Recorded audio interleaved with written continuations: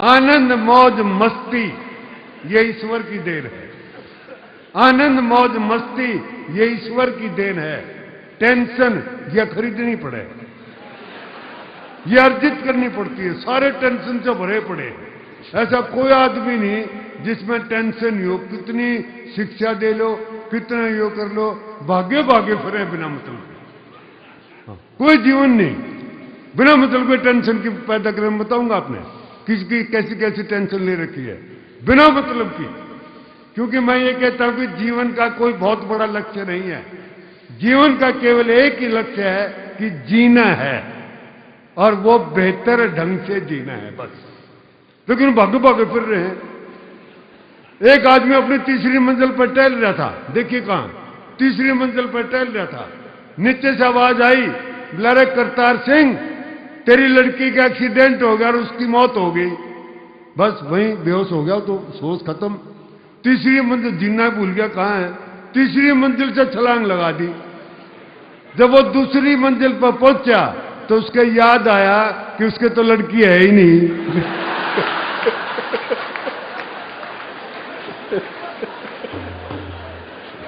और जब वो पहली मंजिल पर पहुंचा तो उसके याद आया कि उसकी तो शादी भी नहीं हो रही। और जब वो धड़ाम से धरती पे गिरा तो उसके याद आया कि उसका नाम भी करतार सिंह नहीं है।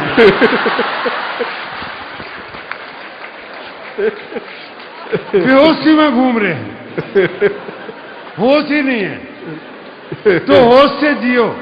स्वामी जी यही सिखाते हैं आपको कि जीना है बस। और जीना कैसे है?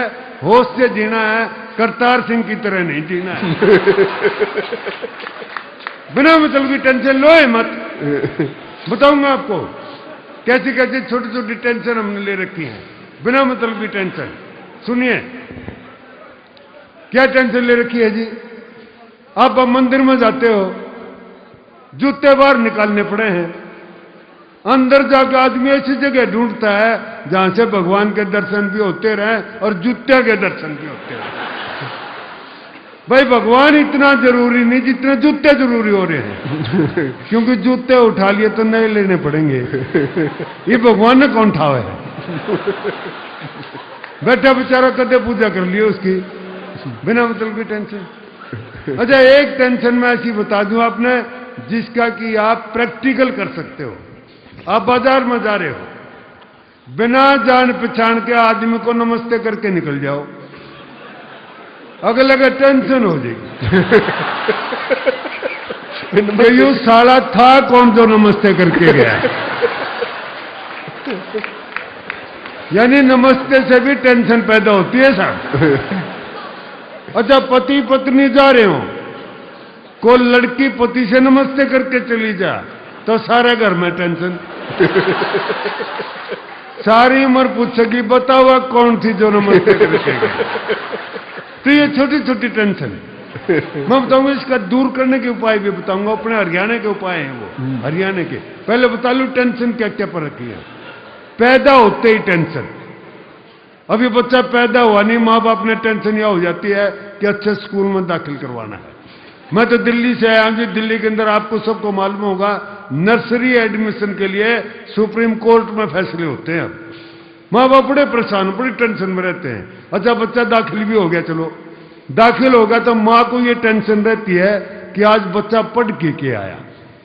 पहले दिन स्कूल में गया, 20 किलो का वजन, 2 बजे स्कूल तक घर आया। माँ टेंशन में यह बैठी जनू आज MA की डिग्री लेके आओगा। आते बच्चे से पूछ लिया, बच्चा हरियाणा का था ध्यान रखना। आते बच्चे से पूछ लिया, बोले बेटा आज स्कूल में क्या हुआ? बच्चे ने बस्ता फेंक के मारा। नहीं बोला आज कुछ नहीं होया, कल फिर जाना पड़ेगा।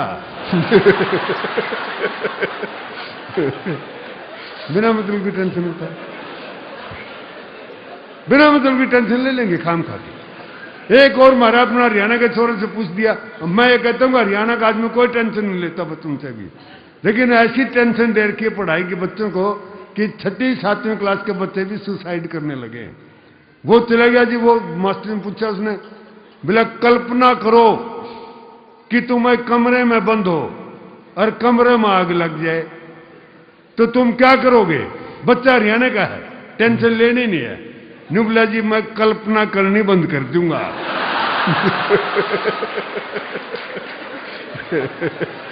सीधा चाचा क्यों टेंशन ले।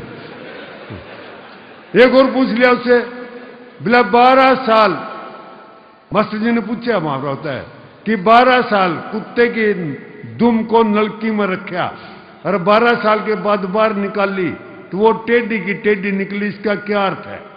बच्चा हरियाणा का, न्यूबला जी इसका कुछ अर्थ नहीं, यू मैन्युफैक्चरिंग डिफेक्ट है। तो जी हम नहीं लेते कि टेंशन